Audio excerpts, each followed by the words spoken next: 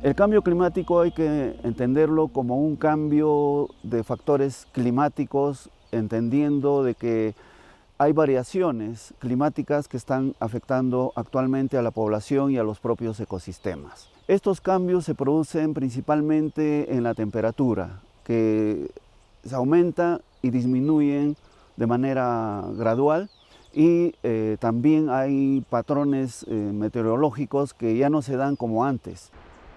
El cambio climático en los Andes del Perú deja varios impactos. Entre ellos está el aumento de la temperatura superficial promedio, que muchas veces se presenta no solamente en un constante o mayor aumento en sí, sino también en cambios, por ejemplo, en los extremos, que por ejemplo tendremos cada vez más, ¿no?, veranos más cálidos y a la vez inviernos más fríos, entonces pueden aumentar ciertas épocas de mayores extremos. Las épocas más frías son acá en julio, agosto, lo más fuerte. Y ya cae helada fuerte y el pasto también ya se desaparece, porque por más que está verde, el hielo ya lo quema, pues. En esos 2-3 meses la producción merma en este lugar. El cambio climático, año pasado me recuerdo que era mucho calor y no teníamos agua y el sol también era bastante. Un sombrero te ponías, no te solventaba, eso te quemaba todo igual la cara. Antes el clima era más bonito, en cambio ahora es bien brusco y el calor también es bien fuerte. En años pasados no, una persona andaba hasta sin sombrero, tranquilo, pero ahora no.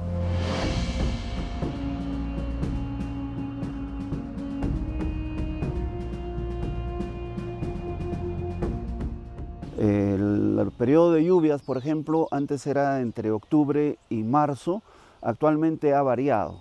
Es desde diciembre, desde enero hasta febrero o marzo. También el periodo de estiaje, que es la ausencia de lluvias, se ha ampliado. Igualmente hay temporadas fuertes de granizadas, heladas que están afectando a la población. Es bastante visible los efectos del cambio climático con respecto a las heladas, a las precipitaciones, mayores precipitaciones en temporadas muy cortas. Antes las lluvias eran prolongadas y había un tema de infiltración, un tema de recarga hídrica. Lo que hoy día estamos viendo es mayor escorrentía por esa precipitación continua en temporadas muy cortas, ¿no? Lo que se está viviendo actualmente con las precipitaciones pluviales, que son más intensas, más violentas, de corto espacio, pero que generan daños. Hay incremento en los caudales de los ríos, de las lagunas, y que generan desbordes. Ahora el cambio es que llueve en una hora, un par de horas, bota una cantidad de lluvia, aguacero, que inclusive se corre y se va, ¿no?, haciendo que pueda haber huaicos, todito eso, ¿no? Y después una semana de no hay lluvia, queda todo seco, ¿no? O sea, el río también pierde el caudal y todo eso, ¿no? Hay regiones donde ya aparentemente notamos un aumento o también una disminución de precipitaciones.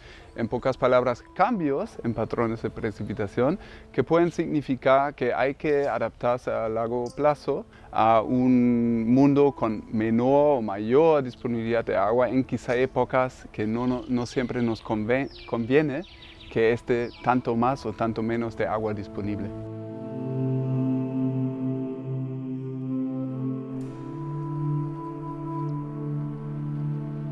El año 62 registramos que las cordilleras del Perú eran 20 cordilleras, todas con cobertura glaciar. Al año 2020 encontramos que solamente habían ya 18 cordilleras.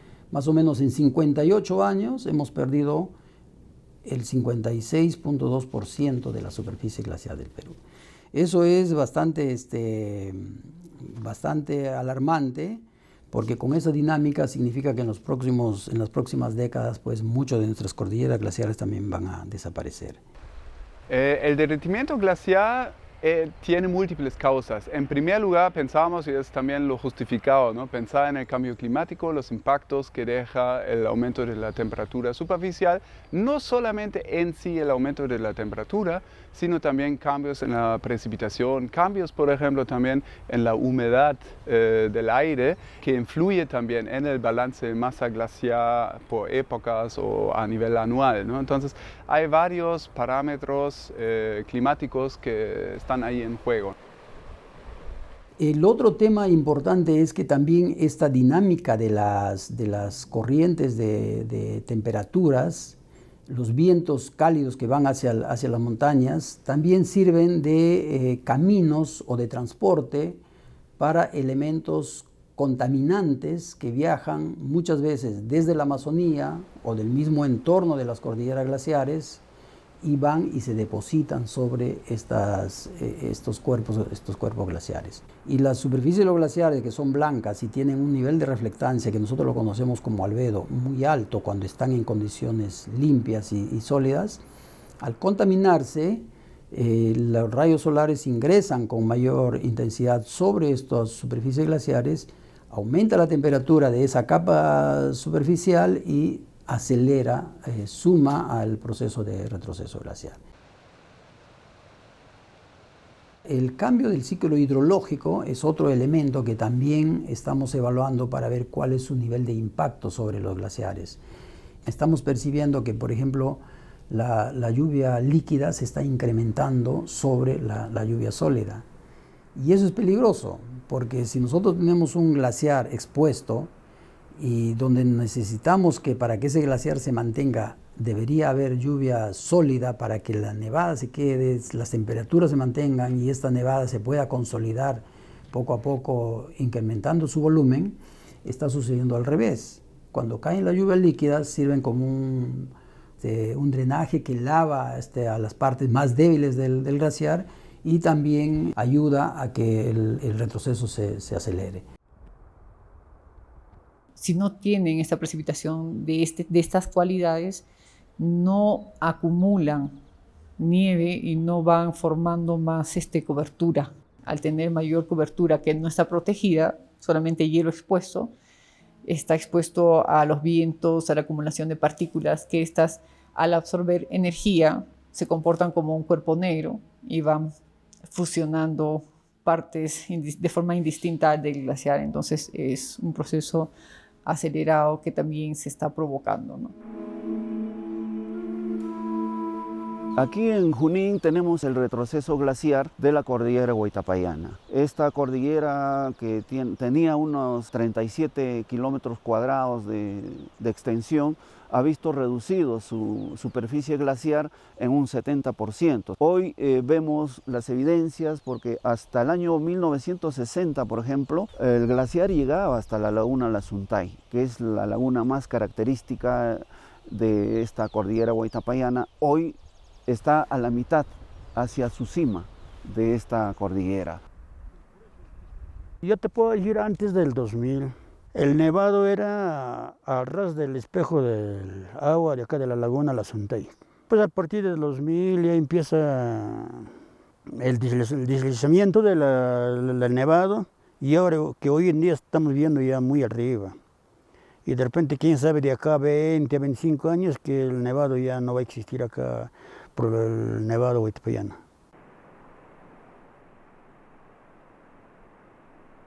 Lamentablemente, pues los seres humanos, mayormente de acá del Valle del Mantaro, no tomamos conciencia, porque en realidad pues estamos en el nevado huaytapallano que provee el líquido elemento, ¿no?, a lo que es el Valle del Mantaro, pero no tomamos conciencia. En algún momento, de repente, cuando es demasiado tarde, recién vamos a reaccionar, pero ya no va a ser posible de repente recuperar esta masa glacial.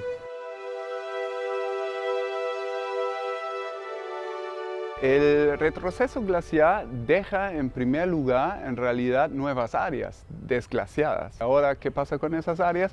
Son áreas que por primera vez se están poblando de vegetación en un proceso que se llama sucesión vegetal o de vegetación, que es un proceso de hecho bastante lento, no pasa así en 3 años que tendremos un bosque donde antes había un glaciar, pero sí podemos notar ya en las áreas que se han desglaciado ya hace años o décadas que hay procesos ahí de primero, ¿no?, materia orgánica, con primeros plantas pioneras que vienen, ¿no?, y luego poco a poco una población con otras especies vegetales. Los Andes de Perú están caracterizados por ser provincias metalogenéticas, pero estas estaban cubiertas por el hielo, estaban encapsuladas por el hielo, entonces no pasaba nada, estaban protegidas.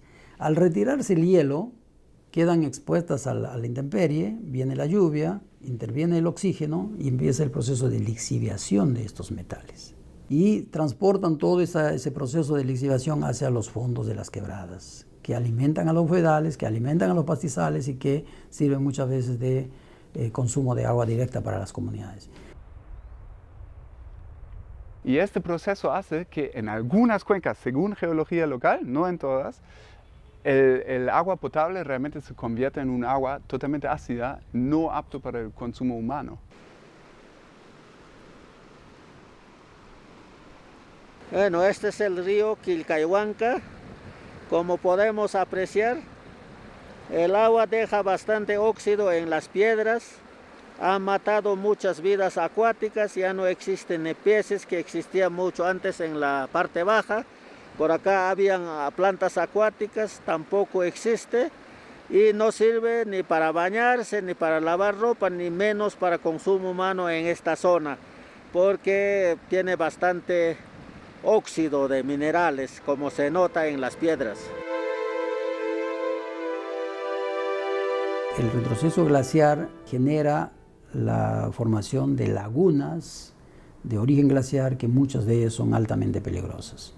El INAIGEN ha identificado un total de 57 lagunas peligrosas a nivel nacional, distribuidas en todas las cordilleras. Estas nuevas lagunas glaciares son básicamente oportunidad y riesgo a la vez. Oportunidad en el sentido de que, claro, son pequeños cuerpos hídricos que pueden servir, ¿no?, como reservorios, al menos a nivel local, ¿no?, para el ganado, para la agricultura, para el consumo humano, o simplemente para los ecosistemas, ¿no?, los servicios ecosistémicos. Por otro lado, pueden representar fuertes riesgos a nivel de, por ejemplo, lagunas que crecen tan rápidamente y son inestables que en algún momento pueden generar lo que llamamos un aluvión, es decir, un desborde, ¿no?, de una laguna glaciar que puede ser catastrófico, como ya conocemos en la historia del Perú con varios aluviones bastante grandes, ¿no?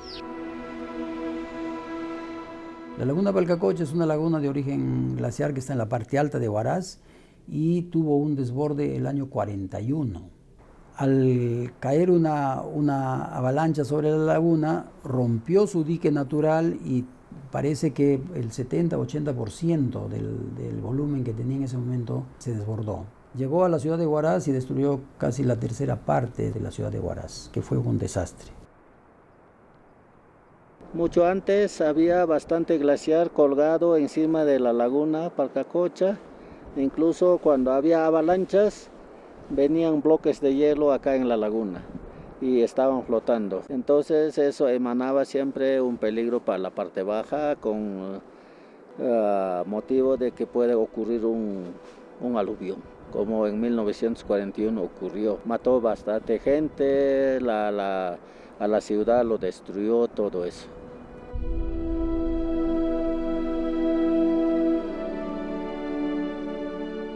Lo cierto es que cuando el glaciar se derrite o se pierde el área de glaciar, al inicio tienes mucha agua porque está derritiéndose, pero después ya no. Hay un pico y ya después pasaste y ya no lo recuperas. Entonces ahí el problema es la época seca, cuando no llueve, que el glaciar proveía de agua y ahora ya no hay esa agua del glaciar. En estos momentos A lo largo de los Andes, lo que más se ve es lo que está detrás mío. Una gran deglaciación. Estos grandes reservorios de agua o glaciares cada vez están perdiendo este manto blanco. Los expertos dicen que para el año 2050, el 70% de todos los glaciares a lo largo de los Andes van a desaparecer. Nosotros somos el país privilegiado porque tenemos el 68% de glaciares o de cordilleras glaciares a nivel tropical, pero se está perdiendo en forma muy acelerada este recurso que finalmente se traduce en agua sólida, agua dulce, que es de beneficio directo para la población y todas las actividades que realizamos en las partes bajas de las cordilleras. Definitivamente hay un fuerte impacto para los que hemos conocido antes la cordillera, un impacto visual del cambio del paisaje. Es muy impresionante la cobertura que ha ido disminuyendo a través del tiempo. Ya las poblaciones o las comunidades campesinas que viven a media cuenca ya no se abastecen del mismo suministro hídrico de antes en cantidad ni en calidad para poder hacer el cultivo de sus productos como flores o hortalizas, que por lo general son como de subsistencia. Entonces, de forma local, este impacto está golpeando.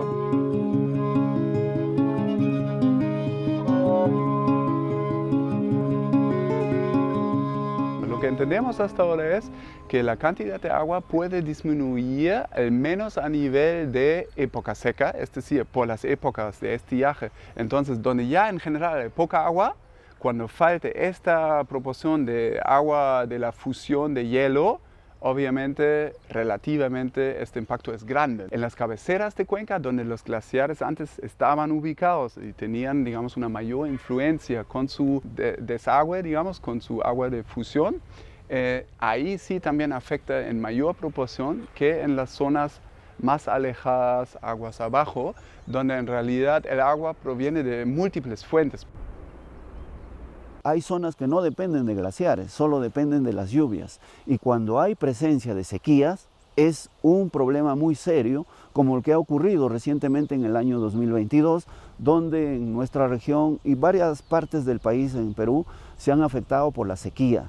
Y esta se ha manifestado en el poco almacenamiento de agua que han habido en las principales lagunas y lagos. Entonces se produce el estrés hídrico que nos ha golpeado fuerte en el año 2023, donde han habido fuertes racionamientos en el abastecimiento de agua potable principalmente, y las actividades de agricultura y ganadería también se han afectado porque no han tenido disponibilidad de agua para su desarrollo.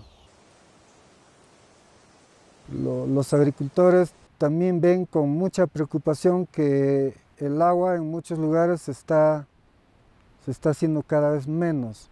Y la agricultura, el elemento fundamental es el agua. Si no hay disponibilidad de agua, los esfuerzos de producción se van a ir mermando, se van a ir agotando. Un déficit del agua significa que no tienes agua suficiente para todas las campañas agrícolas.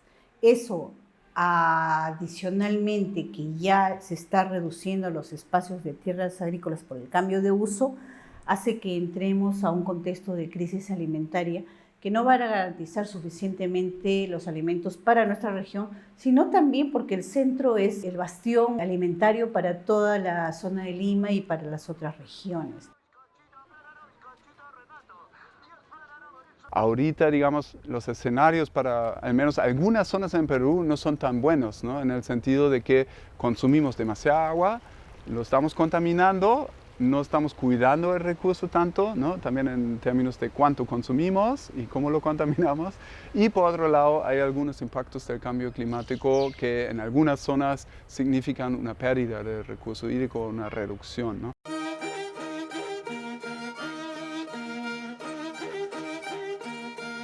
Desde el arte, desde la sociedad civil organizada, estamos dando algunas voces de alerta, concientizando, sensibilizando a la población para que empecemos primero por casa, ¿no? Cuidar el agua, racionalizar el agua y enseguida pues salir a las calles a protestar contra las autoridades.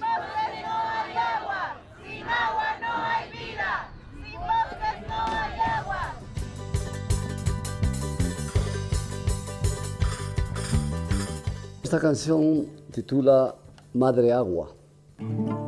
Cuenta la historia de una madre que está llorando. En este caso es una metáfora respecto al Huaytapallana o a todos los nevados que hay en el mundo, ¿no? Que están derritiéndose. Entonces la similitud se hace del llanto con el deshiele, ¿no? Con las lágrimas que caen, son todo el agua que se pierde por el calentamiento global. Ya como Mayay. Ay, madrecita, madre agua. Ya tus hijos te abandonaron. Ahora tú los dejarás a ellos. Hay que tocarle a las nuevas generaciones con la música que normalmente escuchan en la radio. Ellos ya no escuchan santiaguitos, guainitos. Ellos están más con el sonido de la percusión, del teclado, con ritmos bailables, ¿no? Entonces, ¿de qué manera hacemos sentir a las nuevas generaciones de la preocupación que se tiene? Es ligándoles por el oído.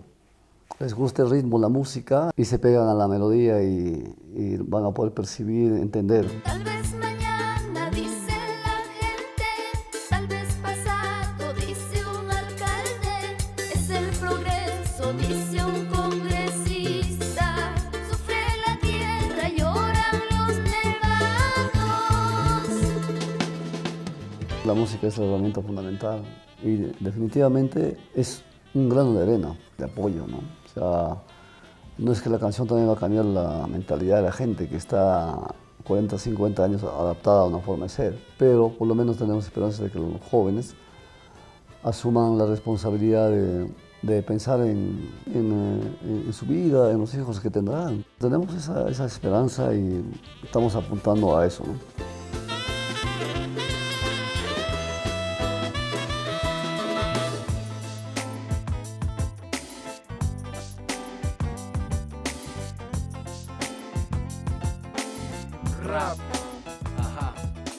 Una de las actividades principales económicas es la agricultura y la ganadería. Lo que sucede es que estas actividades dependen del clima y, por ejemplo, si hay lluvias intensas, las actividades agrícolas y ganaderas se afectan y esto hace que haya una pérdida de cultivos. Igualmente, si hay sequías, afecta directamente los campos altoandinos. La mayor actividad agrícola depende de la lluvia. Al no haber lluvia, no hay producción. En cuanto a siembra, sí, ha bajado mucho por motivos de que el hielo y cuando está en crecimiento, cae la nevada, nos está afectando mucho, casi el 70% se ha afectado ya. No es como el anterior cosechábamos casi el 99%. Era una buena cosecha. Necesita ya mucha hormona por estas épocas. Aquellas veces era solamente con guanos de nuestros animales, con eso nomás lo guaneábamos, pero esta vez ya mucha química. Tienes que meter químicas si tú quieres producirlo bastante.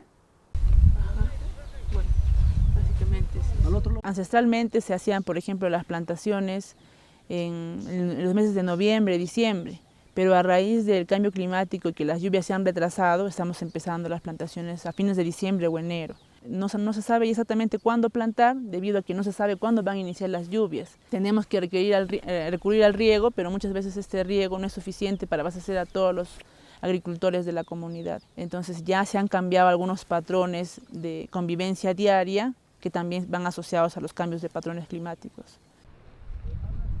Ciertos años ha venido heladas en plena lluvia cuando se ha despejado unos días y ahí heladas. Eso pienso que a raíz del cambio climático.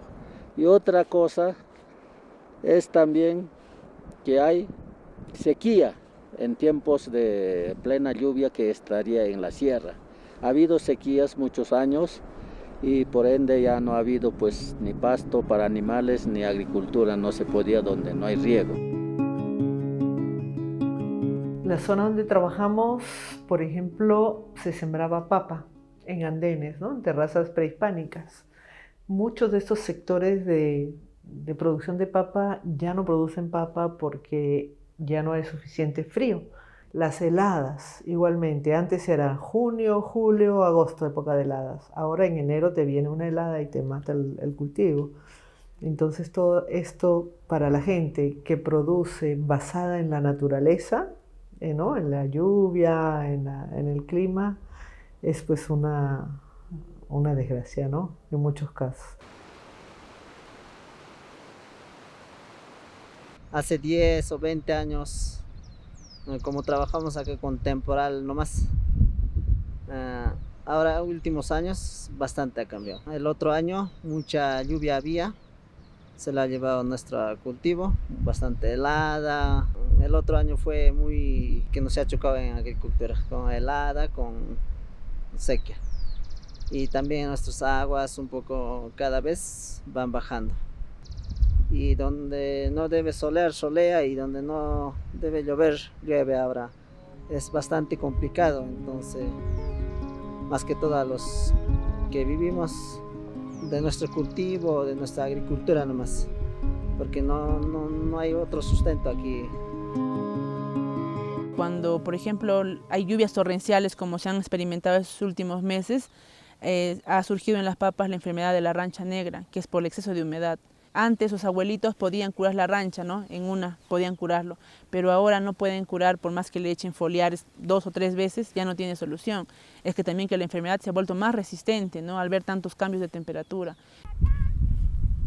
Y más antes había nuestros abuelos, todavía tengo mi abuelita y le digo, esta rancha no es normal, porque con 2 o 3 curadas ya la rancha normal paraba, ahora ya no, y esa rancha está entrando al porrazo, está entrando todo el campo, y hay varios comuneros que ya han sufrido de esa rancha, ya ha entrado y ya lo ha cancelado algunos cultivos. No sabemos si tendremos buenas producciones porque ya está bajo. Y algunos cultivos que antes eran instalados a 3.100, 3.200, por efecto del cambio climático ahora están subiendo. Áreas que eran destinadas para pastos lo están destinando para cultivos de pan y llevar. Pero también se está viendo la presencia de plagas y enfermedades en una proporción mayor y por lo tanto los cultivos y la crianza de animales también se ven afectados. La ganadería es otro de los factores que se ve afectado, especialmente en las zonas altoandinas, cuando hay heladas y nevadas, estos están siendo afectados porque se pierden, hay mortalidad de sus crías cuando nacen y no hay algún tipo de atención. Lo que más nos afecta acá en esta zona es el frío, la helada, porque por el momento las vacas duermen así a la intemperie, acá afuera, y la producción también cuando las vacas duermen afuera no es al 100%, baja, merma la leche. Tenemos miedo a la helada porque los terneritos que van naciendo les afecta al corazón, el mal de altura lo que llamamos. Definitivamente el cambio climático también hace que se generen nuevas enfermedades. Veíamos animales, por ejemplo, expuestos a temperaturas muy bajas en temporada lluviosa y también expuestos a escasez de agua, por ejemplo, en temporadas con calor, ¿no? No tienen qué pasto comer ni tampoco qué agua beber. Entonces, si los animales están en peligro, quizás de muerte, son fuente de subsistencia para las familias. Antes las enfermedades eran simples. Máximo tenían una botella de medicina para resolver todos los problemas de las enfermedades de sus animales. Ahora no es una botella, son 10 botellas o más para contrarrestar diferentes enfermedades que se desarrollan después de las sequías o después de los excesos de agua. En tiempo de sequía, en junio, julio nos afecta bastante fiebre. El tiempo de lluvia, si hay bastante lluvia, cuando duerme en un piso muy húmedo, rápido se enferman los pequeños, porque al momento de dormir lo toca la teta de los animales y se ensucia y con eso hay una bacteria. La mortalidad va 10, 20, 30 veces al año, ¿no? Dependiendo que tenemos también espacio, porque cuando llueve bastante humedad, no hay donde que duerman, para ellos también es complicado. En las alpacas en las zonas más altas sí está aumentando una enfermedad que se llama el jacapo, ¿no? Que al parecer viene por un problema de radiación solar en las zonas altas. Incluso creo que no está tan claro cómo manejarlo, ¿no? Por lo menos los comuneros no encuentran una vía de tratar esa enfermedad. Hace 3 años o 4 años atrás, si mal no recuerdo, nos invadió una sarna ovina. Una sarna ovina desconocida acá en toda la zona, no había, acá se miraba la sarna en lo que sabe auquénidos y no había en ovinos. Y era una sarna que si hoy día lo mirabas un síntoma, en una semana ya se contagiaba la mayoría, ¿no? Entonces ha sido un efecto fuerte que se tuvo. Y en los pastos que teníamos, había pastos que eran buenos, que eran palatables para los animales, esos se han perdido y ahora están saliendo unos pastos que no son comestibles para los animales.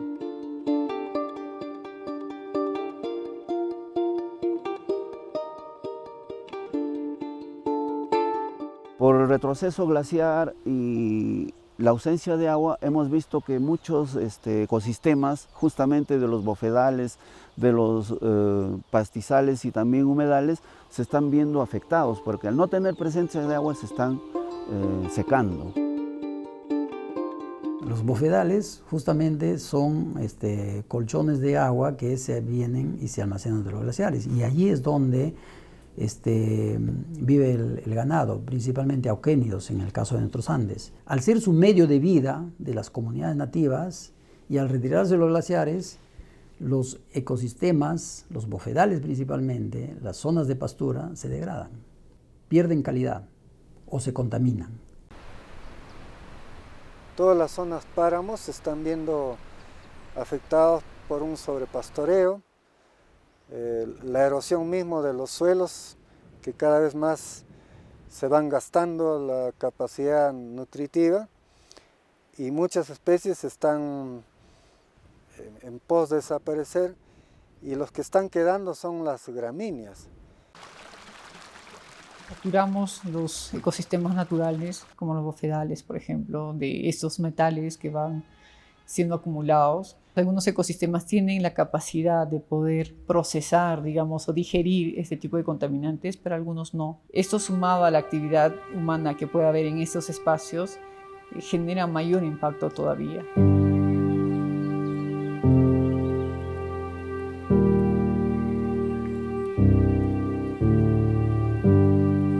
Aquí en la reserva tenemos una población marcada de vicuñas, que es un camello silvestre que ha sido afectado por la sarna, por la caspa, por el contagio de los animales domesticados, ¿no? El animal vacuno, el animal ovino. Entonces esto ha hecho que merme la población, que baje la población de la vicuña en determinados espacios de este territorio, de esta área natural protegida, ¿no? Pero también están afectando aquellos camellos domesticados por la población, que son las alpacas y las llamas, ¿no? Estos cambios de temperaturas con estas enfermedades que le he mencionado está causando la baja de la población de estos camellos. En preciso de la vicuña, efectivamente se sucede de que cuando no hay agua ellos tienen que migrar. Y al migrar pueden incursionar en zonas privadas o en zonas vulnerables donde los cazadores furtivos los tienen más a su alcance. Y por falta de agua también puede reducirse su reproducción. Estas culturas, como las especies, ya no pueden seguir subiendo más. Van a tener que irse a otro sitio. Muchas especies que antes no habían acá, se presentan acá. Es que el cambio climático lo está presionando. Ellos son más propensos a detectar estos cambios bruscos de temperatura, ambientales, atmosféricas, lo que sea, que los humanos. Hay estudios a nivel mundial que nos indican que las extinciones se van a dar prontamente y que los Andes van a ser el punto rojo, y así. Si ya tenemos los resultados de más de 200 especialistas reunidos para producir eso, ¿qué más estamos esperando? El planeta no nos va a dar tiempo para eso. Y cuando nos va a golpear todos estos problemas de cambio climático, va a ser tarde en la reacción.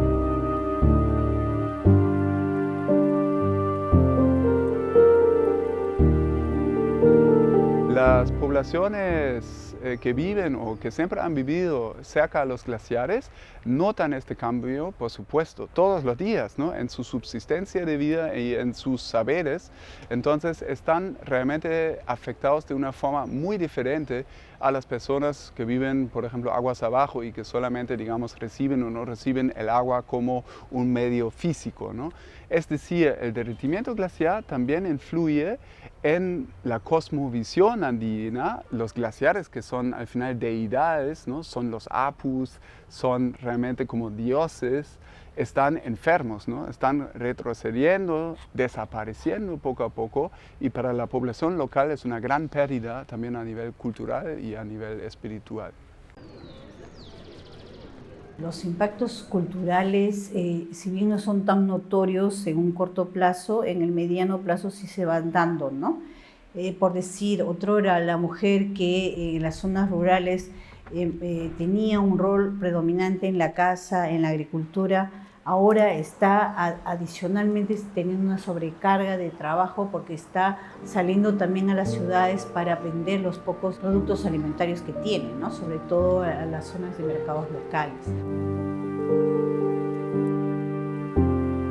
¿Qué hace ese comunero si es que ya no tiene su medio de vida principal para poder habitar esos ambientes? Automáticamente mira a una solución que es la migración. Migra hacia la ciudad. Y al migrar a la ciudad genera dos consecuencias. Uno, que abandona un territorio rico en recursos, que podría ser manejado con otra mirada, y por otro lado, incrementa un problema de falta de recursos en las ciudades. Las ciudades crecen en forma desordenada y que genera el conflicto sociales. Los conflictos sociales que vivimos son consecuencia directa o indirecta de esta pérdida de cordilleras glaciares.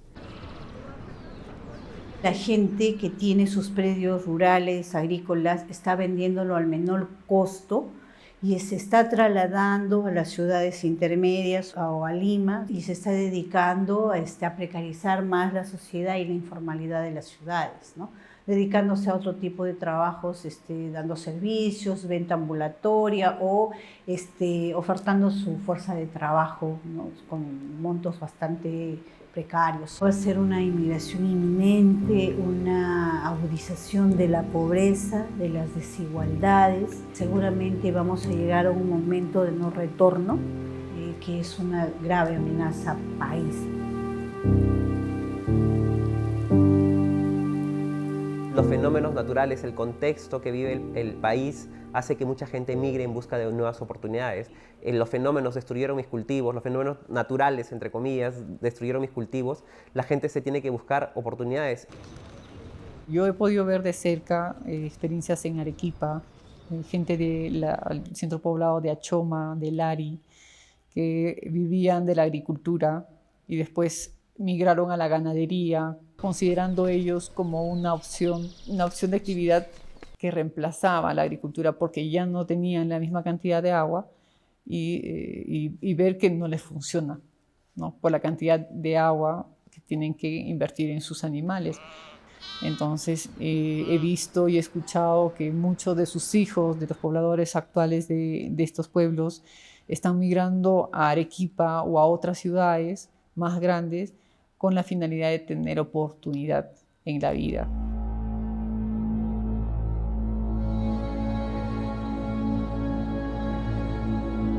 La población requiere mayor información sólida y oportuna para la toma de decisiones y necesitamos mejorar los niveles de educación. Educación y capacidad es lo único que nos va a acomodar y nos va a dar la fortaleza necesaria para poder enfrentar estos retos futuros.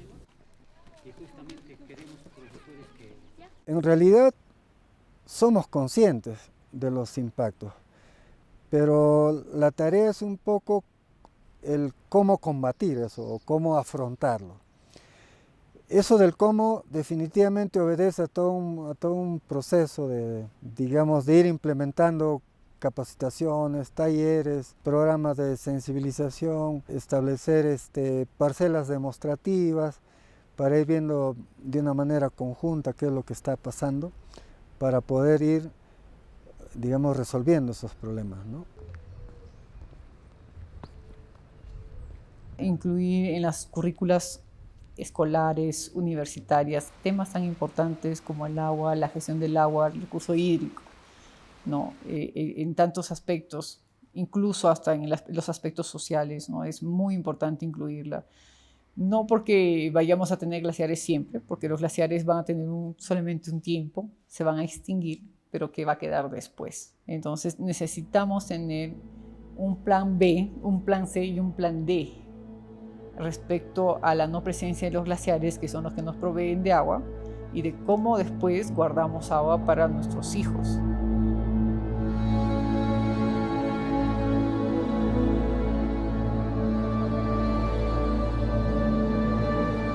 Un desafío importante es de que en una mirada multiactor, o sea, donde el Estado, la sociedad, la empresa y la universidad, la academia, requiere que se empiece a dialogar sobre este tema y las salidas, ¿no? Porque no solamente es una responsabilidad del Estado, sino es una responsabilidad social como sociedad, ¿no? Para sostener la vida necesitamos ponernos de acuerdo y priorizar algunas políticas y proyectos que permitan que podamos frenar, por lo menos en nuestras regiones, y que podamos desarrollar acciones de manera compartida. Hay distintos proyectos del Estado vinculados al pago por servicios ecosistémicos, es decir, yo mantengo la parte alta de una cuenca, ¿no? Y mantengo un buen estado, recupero, le doy un uso sostenible, ¿no? O conservo ese ecosistema y se generan mecanismos compensatorios financieros o no financieros a la gente que vive en la parte baja, ¿no? Creo que esos proyectos son viables, hemos visto casos que sí son vigentes, pero que requieren sí o sí masificarse y no solamente tener pilotos, ¿no? Visibilizar que la conservación de la naturaleza no es solamente una cosa de moda, ¿no? Sino también que genera beneficios. Debemos transitar a entender que lo ambiental no es solamente proteger porque son simpáticas las plantas o los animales, sino porque de ello depende el bienestar y nuestra vida. En materia de adaptación, en Junín, por ejemplo, nosotros hemos ya desarrollado algunos proyectos. El proyecto de recuperación del servicio ecosistémico de regulación hídrica en la zona del área de conservación regional Huaytapallana.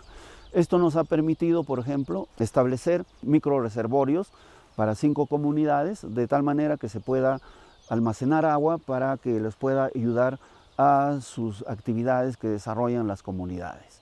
Por otro lado, también se ha permitido hacer zanjas de infiltración para captar agua de la lluvia y se inserte en los acuíferos subterráneos. También han habido establecimiento de viveros forestales en las 5 comunidades que permitan generar los plantones para hacer reforestación. Lo que se promueve es las plantaciones y la reforestación con especies forestales nativas. Lo que buscamos es la plantación forestal con fines de conservación, de recarga hídrica, ¿no? En la parte alta de la subcuenca. Esto como medida para mitigar los efectos del cambio climático, pero también dándole el aporte, el valor de la recuperación de ecosistemas degradados. Agrorural, en convenio con Banco Mundial, establecen el proyecto PRA, que es adaptabilidad al acelerado retroceso de los glaciares altoandinos.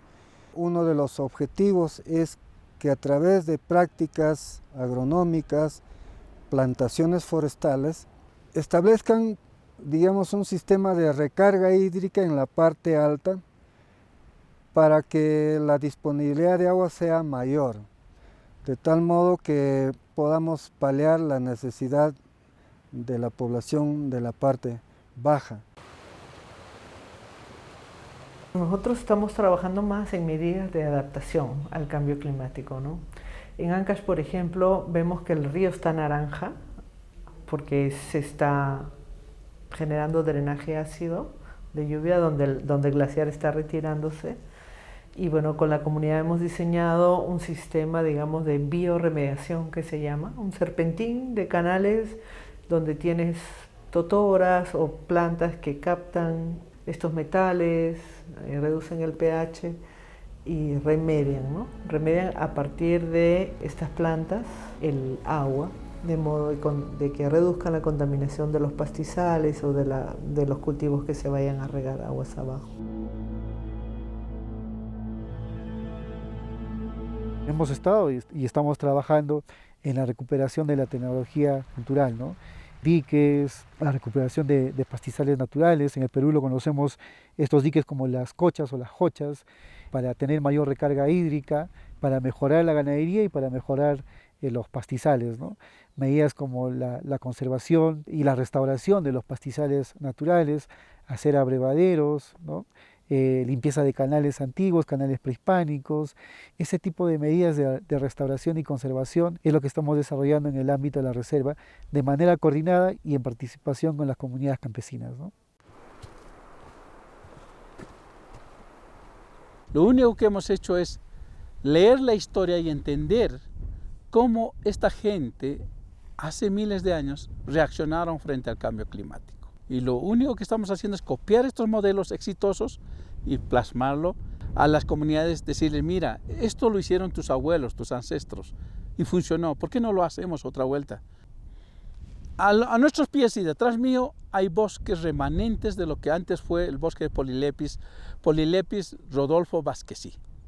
Creamos una área de conservación privada en manos de la comunidad. Es lo lógico. ¿Por qué?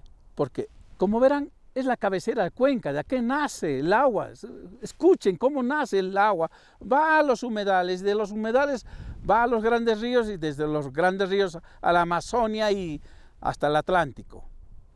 Generando ¿qué? Vida, economía y mejor aún el desarrollo de todos estos valles fértiles. Si este proceso lo cancelamos o lo cerramos o colapsa esto, todo eso que hemos hablado de cuán maravilloso es, también acaba.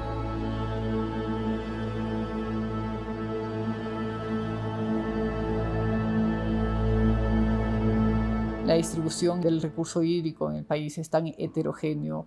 La mayor cantidad de la gente está asentada en la zona del Pacífico, pero también es la zona que tiene menor disponibilidad de agua dulce para consumo. Probablemente la gente siga migrando, se sigan incrementando los procesos de conflicto social, ambiental, económico respecto a la disputa en el uso del agua y sigamos viendo a dónde ver, hacia dónde ir. Eso es realmente el panorama que se presenta. A más adelante, nuestros hijos o nietos, si no hay el nevado, no sé qué agua van a tomar o cómo van a vivir.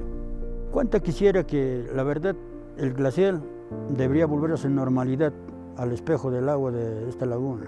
Antes, el hielo era desde el espejo del agua. Hoy en día se ve casi a 1 kilómetro, ya está lejos. Y de acá 20, 25 años creo que ya no se va a ver el nevado. Es la preocupación de todo el pueblo, es una preocupación grande para nosotros. El futuro ya lo estamos viendo a nivel global, ¿no?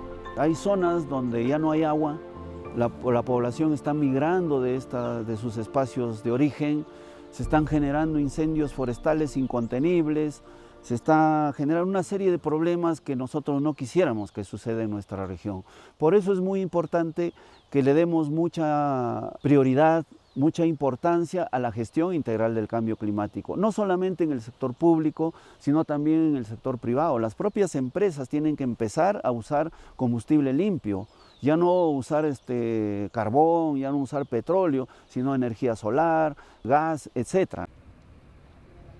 Los cambios que vamos experimentando son muy bruscos también, son muy rápidos y cada vez queda, digamos, una menor ventana de oportunidad, es decir, un periodo cada vez más estrecho, más acotado, en el cual podemos actuar todavía para no prevenir ni hacer desaparecer los impactos, pero al menos reducir los impactos y reducir los riesgos que conlleva el derretimiento glaciar y en sí el cambio climático. Las cordilleras glaciares van a desaparecer en un futuro próximo lejano. Sin embargo, nuestros Andes tienen mucho potencial de recursos.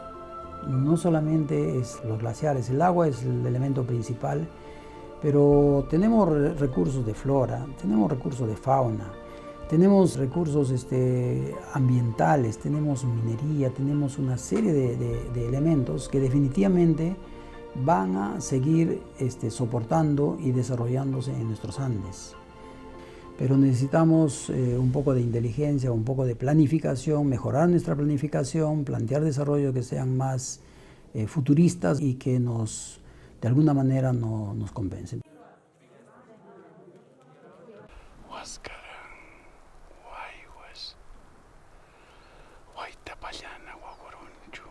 Aprendamos lo que la historia nos ha enseñado, ya sea aquí en el Imperio Inca, en los egipcios, en los griegos y en varias otras culturas. ¿Qué hacían frente a la catástrofe? Esas culturas reaccionaron con algo excelente, se llama positiva resiliencia.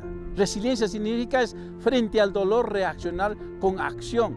Ellos pusieron en terreno eso. Entonces, si no tomamos conciencia en esto, vamos a hacer una posición en la cual el planeta se espera que se va a recuperar sola después de que hemos hecho tremendo daño. No, discúlpenos, no nos vamos a quedar quietos. Vamos a hacer todo lo posible para dejar una huella, para decir, hicimos algo para contrarrestar todos estos temas sobre el cambio climático. Invitamos a todos que tomen ese tema de la resiliencia positiva. De otra manera, tal vez después de la reunión 500 de la COP, vamos a decidir, es tiempo de salvar este planeta y solamente tengamos una roca que salvar. Doy un llamado a que todas las personas podamos reflexionar en cómo actuamos día a día y qué daño o qué beneficio le damos a nuestra madre tierra en nuestra vida diaria.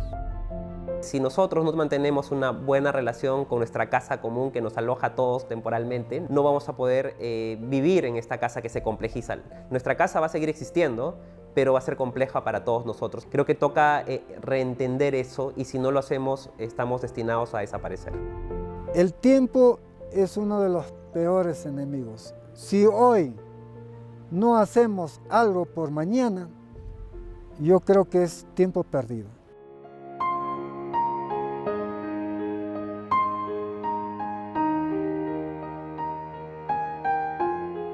Este cambio climático afecta a todo el mundo. El cambio climático nos está afectando a la agricultura, ganadería y alimentación.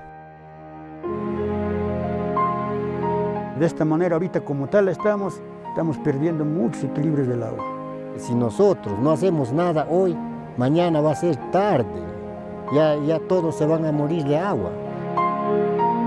Pensemos en las futuras generaciones, pensemos en que podemos todavía ver la forma de conservar estos recursos, de guardar agua. Adelantémonos a situaciones quizás extremas de conflictos, quizás extremas de escasez, para poder nosotros ver la posibilidad de solucionar estos problemas en el momento.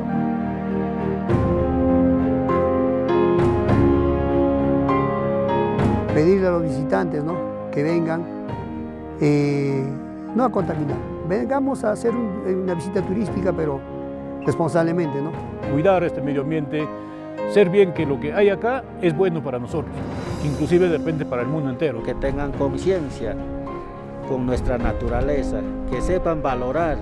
Al visitar todos son bienvenidos, pero de manera responsable, no contaminar, no hacer infracciones pues, que alteran al ecosistema, a la naturaleza.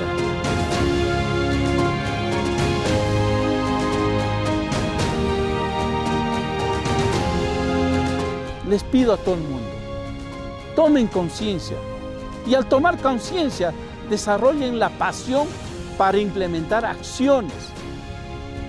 Hagan caso a eso de acción y reacción. No tenemos otra casa. Este planeta nos pertenece a todos. Entonces, si nos pertenece a todos, es responsabilidad de todos protegerla.